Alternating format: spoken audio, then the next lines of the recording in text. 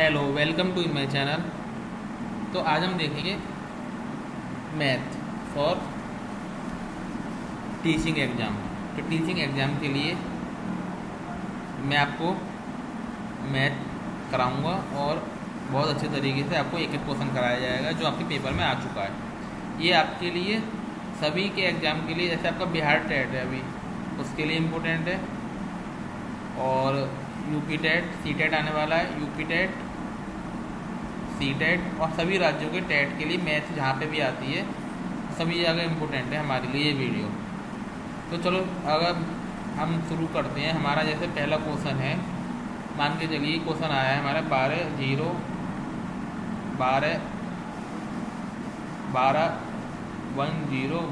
को 12 से भाग देने पर शेषफल क्या होगा। ये क्वेश्चन आपका यूपी टेट का है, पेपर फर्स्ट का। ठीक है, इसके ऑप्शन हैं आपके 0, 2, सी ऑप्शन से 3, डी ऑप्शन से 4। ठीक है, अब आप देखिए। अब देखो इसमें हमें करना क्या है। हमें देखो क्वेश्चन है हमारा 12 में हमें क्या करना है, 12 का डिवाइड देना है। ठीक है, अब देखो 12 से 12 कैंसिल हो जाएगा नहीं हो जाएगा।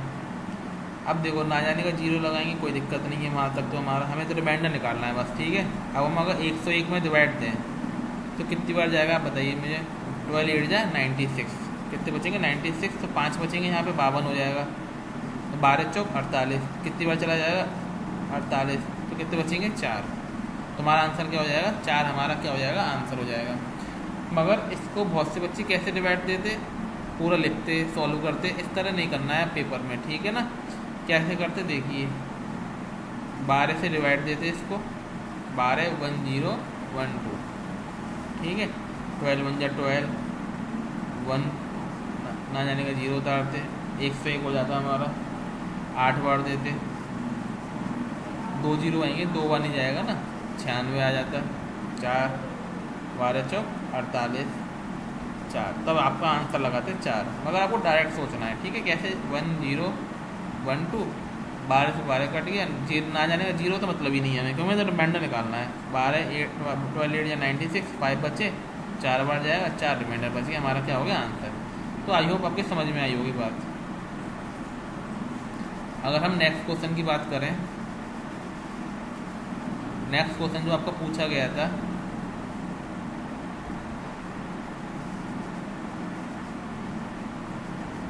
कि 9 की power 2x minus 1 equal to 2 की पावर 5 माइनस 5। तो आपसे पूछ रहा है तो x की वैल्यू बताइए। क्या बताइए, x की वैल्यू बतानी है आपको। ये क्वेश्चन है हमारा। ठीक है, अब देखो इसको हम कैसे सॉल्व करेंगे। इसके ऑप्शन भी मैं लिख देता हूँ। पहला है 2, बी है हमारा माइनस के 1/4, सी है हमारा माइनस के 5/4 और डी है हमारा 5/4। इस क्वेश्चन को सॉल्व करने के लिए आपको ये चीज़ पता होनी चाहिए, जब नीचे सेम हो, जैसे मान लो 3 की पावर x है और 3 की पावर 4 है और यहाँ पे हमारा नीचे वाला सेम है, तो उसकी पावर क्या हो जाती है, बराबर हो जाती है। तो यहाँ पे x की बराबर क्या आ जाएगा 4 आ जाएगा। क्या आ जाएगा 4। तो हमें क्या, हमारा पहला टारगेट हमारा ये होना चाहिए। तो हमें क्या करना है, इसे किसी भी तरीके से पूरे को 9 की पावर के रूप में चेंज कर लेना है। क्या कर लेना है, 9 की पावर के रूप में चेंज कर लेना है। या तो 3 की पावर के रूप में चेंज कर लें, तो इसको भी 3 की पावर के रूप में हम चेंज कर सकते हैं। तो सबसे पहले 2 की पावर 5 क्या होता है, 32 माइनस 5 क्या बचेगा 27। 27 मतलब क्या होता है, 3 की पावर 3 होता है। क्या होता है 3 की पावर 3। तो हमारा टारगेट खत्म हो गया, हमें जो करना था हमने कर लिया। हमने क्या करा, 2 की पावर 5 32 माइनस 5 बराबर 27। इसमें हमने लिख लिया 3 की पावर 3। अब दो 9 को 3 की पावर में कैसे बदलेंगे, क्या है हमारा 9 की पावर 2x माइनस 1। इससे क्या लिख सकता हूँ, 9 को मैं 3 की पावर 2 और 2x माइनस 1। 2 का मल्टीप्लाई किसमें हो जाएगा, बाहर हो जाएगा। तो क्या हो जाएगा 2x माइनस 2 और बराबर क्या होगा 3 की पावर 3। क्लियर, समझ में आ गया आपके, नहीं आया होगा। ठीक है, तो 2x अब हम क्या कह सकते हैं, 2x माइनस 2 बराबर हमारा 3 के बराबर है। क्या हमारा 2x माइनस 2 बराबर किसके बराबर है, 3 के बराबर। तो 2x बराबर क्या हो जाएगा, 3 + 2 5 हो जाएगा। तो x बराबर क्या हो गया हमारा 5/2, हमारा क्या हो जाएगा, बिल्कुल सही आंसर हो जाएगा। तो 5/2 कहाँ है हमारा, कहाँ गलती हुई है हमसे, देखते हैं हम। हाँ 2 जब 4x आएगा, क्या आएगा 4x आएगा यहाँ पे। तो यहाँ क्या आ जाएगा 5/4, ठीक है।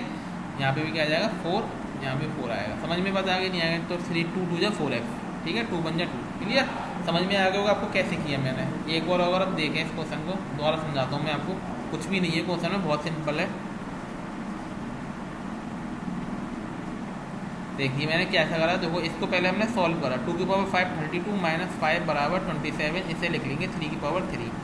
अब जो हमारा 9⁵2x माइनस 1 है, इससे मैंने 3 की पावर में चेंज किया, तो 3⁵2 और 2x माइनस 1, तो 3⁵4x माइनस 2 हो गया, बराबर हो गया 3⁵3। अब हमारा जो नीचे का सेम है, तो हमारा ये सेम हो जाएंगे।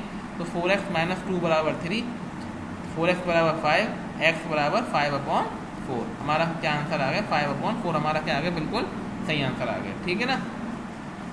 अगर हम बात करें नेक्स्ट क्वेश्चन की, जो आपका पूछा गया था यूपी टेट में, देखते हैं।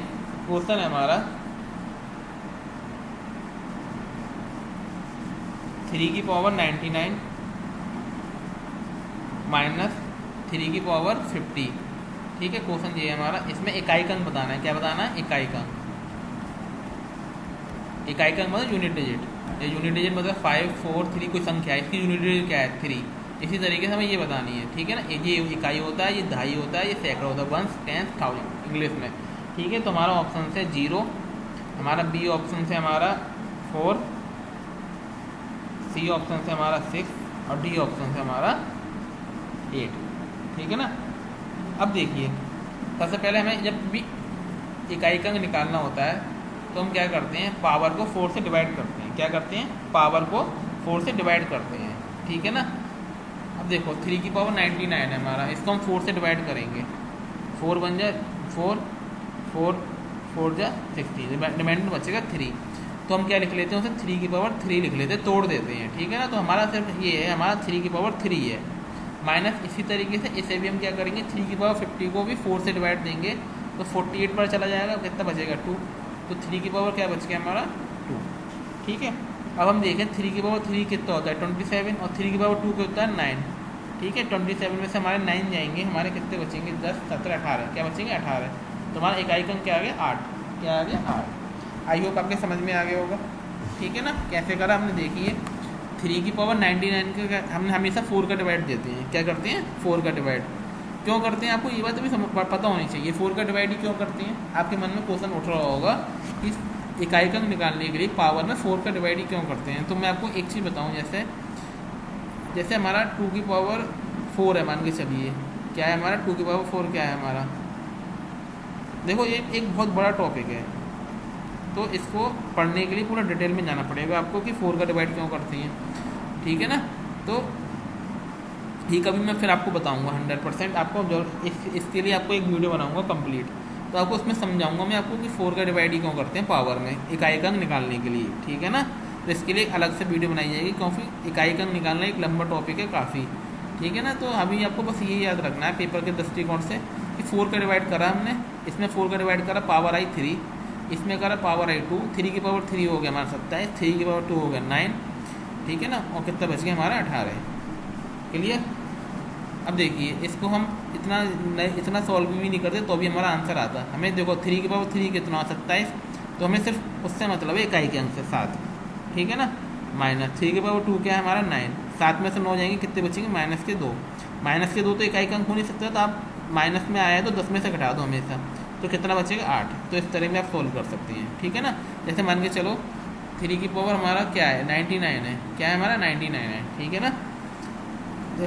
अब देखो 3⁵99 में 4 का डिवाइड किया तो 3⁵3 आया, कितना होता है 27। तो हमें इकाई के अंक से मतलब है 7, बस 7 में से 9 घटाया हमारा -2 आया, -2 तो इकाई का अंक हो नहीं सकता, तो क्या हो गया हमारा 10 में से 2 गए 8।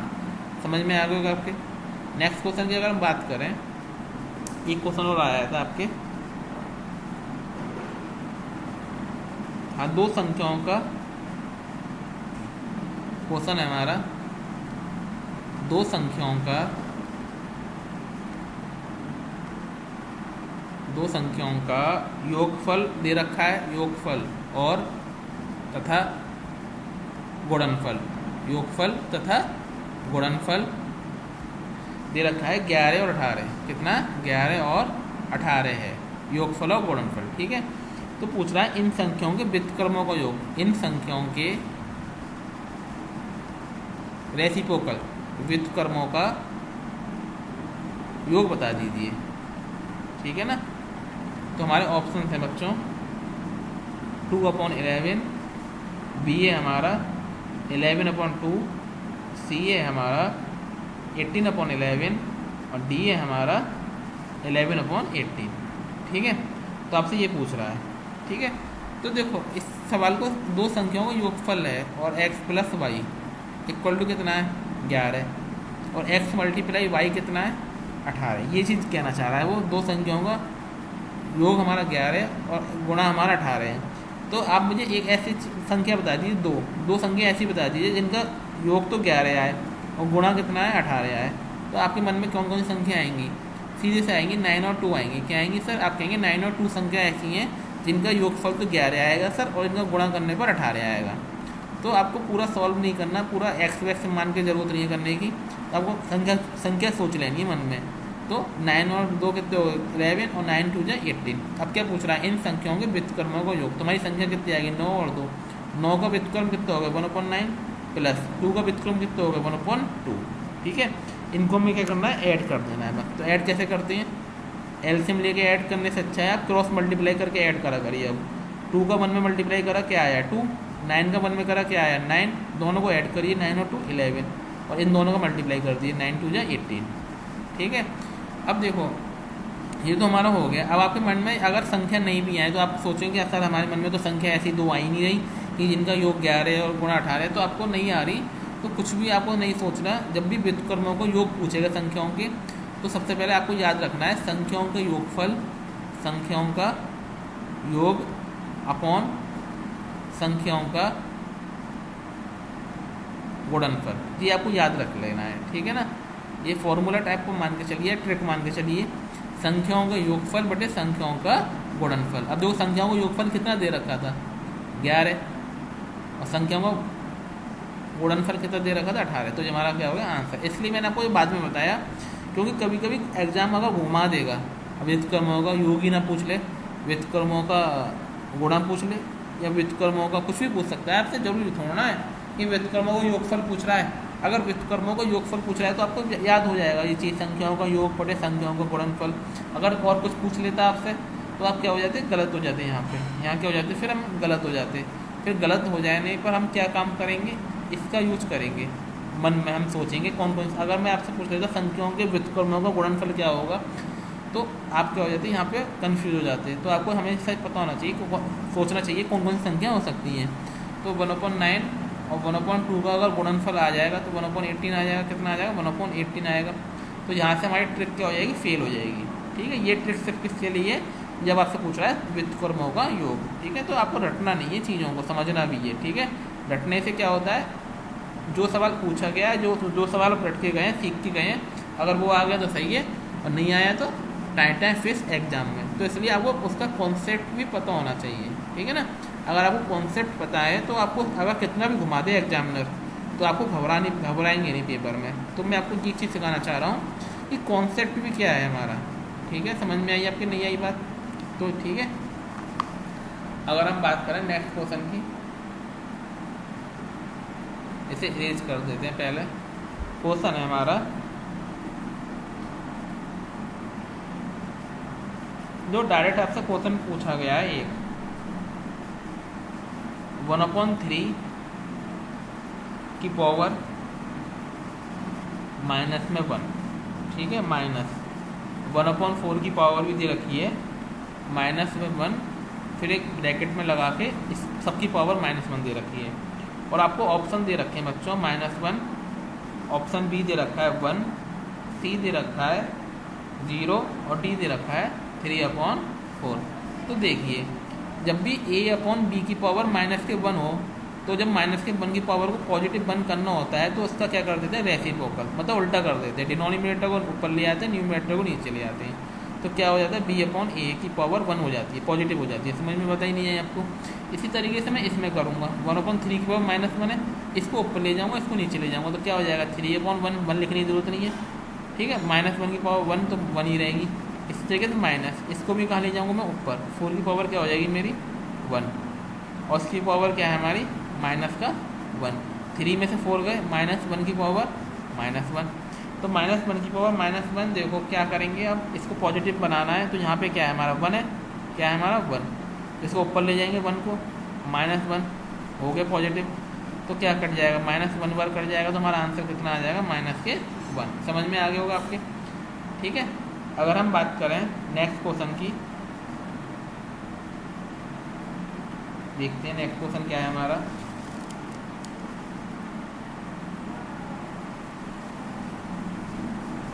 हाँ, एक क्वेश्चन हमारा आया था ये, वह छोटी से छोटी संख्या, वह छोटी से छोटी संख्या जिसे 269 में जोड़ने पर 269 में जोड़ने पर पूर्ण वर्ग संख्या प्राप्त हो, क्या हो जाए, पूर्ण वर्ग संख्या प्राप्त हो, ठीक है। तो ऑप्शन हैं आपके 31, ऑप्शन बी है 16, ऑप्शन सी है 7, ऑप्शन डी है 20। तो ये कहना चाह रहा है आपसे, हमें वह छोटी से छोटी संख्या बता दीजिए भाई साहब, जैसे 269 में जोड़ दो तो वो संख्या क्या बन जाए, एक कंप्लीट स्क्वायर बन जाए। क्या बन जाए, कंप्लीट स्क्वायर रूट, मतलब उस संख्या का क्या निकल जाए, हमारा स्क्वायर रूट निकल जाए। तो आप मुझे एक चीज़ बताइए, 269 के पास कौन सी ऐसी संख्या है जिसका स्क्वायर होता है। तो मैं आपसे पूछूं तो आप मुझे क्या बताएंगे, 16 का 256 होता है, क्या होता है 256। तो 256 तो बच्चों छोटी है, इससे क्या है हमारी छोटी है 256, ठीक है ना। तो 256 तो घटाना पड़ेगा। अगर आपसे ये पूछता वह छोटी से छोटी संख्या बता दीजिए जिसे 269 में से घटा दें तो वह पूर्ण संख्या प्राप्त हो जाए, तो आप क्या आंसर देते। तो 269 में से क्या घटाना पड़ता है कि हमारा 16 का स्क्वायर बन जाता है 13, तो अब हमारा आंसर क्या हो जाता है 13। मगर वो क्या कह रहा है आपसे, भाई साहब कि वह छोटी से छोटी संख्या बता दीजिए जिसे 269 में जोड़ने पर, क्या करने पर, जोड़ने पर वो पूर्ण वर्ग प्राप्त हो जाए। तो 256 तो हो नहीं सकती। 17 का क्या होता है, 17 का आपको पता होना चाहिए, स्क्वायर आपको याद होना चाहिए 289, क्या होना चाहिए 289। तो अब हम आराम से बता सकते हैं 269 में अगर कितना जोड़ें कि 289 आ जाए पूरा, तो आप मुझे बताइए कितना जोड़ेंगे। तो 11 और 9 20, क्या जोड़ेंगे 20, तो हमारा आंसर क्या हो गया 20, हमारा क्या हो गया आंसर। समझ में आया होगा आप लोगों के, ठीक है। तो इस तरह सवाल को सॉल्व करते हैं। हमें पूछता है ना कि 2 से कितना जोड़ें, तो उसके आगे का स्क्वायर ले लीजिए, आगे का स्क्वायर जितना कम हो उससे उतना जोड़ देंगे तो हमारा क्या बन जाएगा, पूर्ण वर्ग बन जाएगा। और घटाने पे क्या आएगा, उसके पीछे का स्क्वायर ले लीजिए और जितना कम हो उसमें से उतना घटा दें तो पूर्ण वर्ग बन जाएगा। क्लियर, गॉट इट, समझ में आ गया होगा आपके, नहीं आया होगा, अच्छे से समझ में आया होगा। आई होप, मैं आपको उम्मीद करता हूँ कि बहुत अच्छे से आपके समझ में आ गया होगा, ठीक है। और कोई तरीका नहीं करने का, ऑप्शन से ही करें इसको, बहुत अच्छा रहेगा आपके लिए, जल्दी हो जाएगा, ठीक है। अगर हमारा नेक्स्ट क्वेश्चन अगर हम बात करें बच्चों, नेक्स्ट क्वेश्चन हमारा 3 की 3 क्रमागत गुणज संख्याओं का योग 99 है। कह रहा है वो आपसे 3 की 3 क्रमागत गुणज संख्याओं का योग, गुणज संख्याओं का योग 99 है। क्या है हमारा 99 है। तो यह गुणज हैं, यह गुणज हैं। तो हमारे ऑप्शन हैं बच्चों 24, 33, 42, 24, 33, 42। ऑप्शन बी हैं 32, 33, 34। ऑप्शन सी है हमारा 30, 33, 36। ऑप्शन डी है नॉन ऑफ दीज। ये हमारे 4 ऑप्शन हैं, इनमें से कोई नहीं, ठीक है। तो ये कहना चाह रहा है आप लोगों से कि 3 की लगातार 3 क्रमागत गुणज संख्याओं का योग, 3 क्रमागत लगातार नहीं कह रहा है, ठीक है ना, कंजुगेटिव नहीं कह रहा है, लगातार नहीं कह रहा है।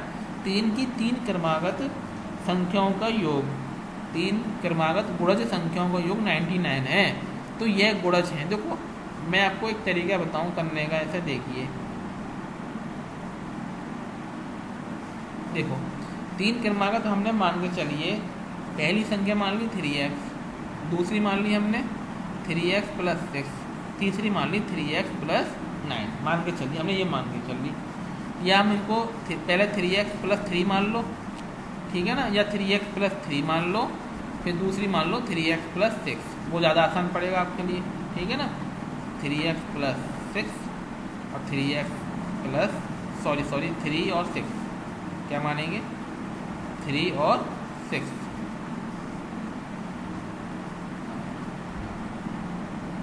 3 और 6। अब इनको जोड़ो, 3 और 3 6 और 9x + 6 और 3 12 = 99, तो 9x = 99 में से 12 जाएंगे तो कितने बचेंगे 87, कितने बचेंगे 87, तो हमारे क्या हो गए 87 हो गए।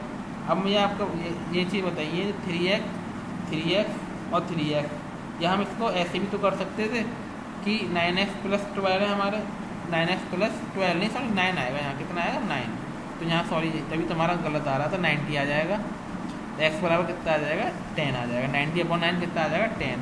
तो कौन कौन सी संख्या हो गई, 10 3 या 30, 33 और 36, तो हमारा ऑप्शन क्या हो जाएगा, ये वाला बिल्कुल सही हो जाएगा। क्लियर, ठीक है, समझ में आ गया होगा आपके। बहुत अच्छे क्वेश्चन थे, और आगे बहुत सारे क्वेश्चन हैं मेरे पास तो आपको कराने के लिए, एक दिन में तो सब हो नहीं पाएंगे, मैं आपको बस धीमे धीमे सब करा दूंगा A to Z, ठीक है ना।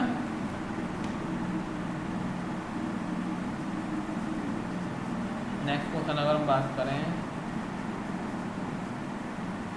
हाँ एक क्वेश्चन और देख लीजिए, रूट में सब दे रखा है आपको 248 प्लस, फिर रूट में आपका ये 52, फिर प्लस रूट में है आपका 144। आपके ऑप्शन हैं हमारे 14, ऑप्शन बी है हमारा 12, सी है 16 और डी है आपका 13। देखिए सबसे पहले क्या सॉल्व करेंगे हम, सबसे पहले सॉल्व करेंगे आप इसको, 144 का स्क्वायर रूट कितना होता है 12, तो यहाँ से हम खोलें इसको तो 248 ऐसे ही रहेगा, 52 ऐसे ही रहेगा, हमने 144 को खोल लिया, कितना हो गया 12। इन दोनों को जोड़ेंगे अब हम, 248 ऐसे ही रहने दो, इनको जोड़ो, 2 2 4 5 और 1 6, अब इसका भी निकल जाएगा हमारा, तो 248 प्लस ये किसका होता है 8 का, इन दोनों को जोड़ो आप, तो कितना हो गया हमारा 256, क्या हो गया 256, और 256 किसका होता है 16 का, हमारा क्या आ गया आंसर 16। तो आज की वीडियो में इतना ही, कल हम बात करेंगे नेक्स्ट आगे क्वेश्चन की। अगर आपको वीडियो अच्छी लगी हो तो प्लीज़ चैनल को सब्सक्राइब करें और शेयर कर दें। Thanks for watching my video.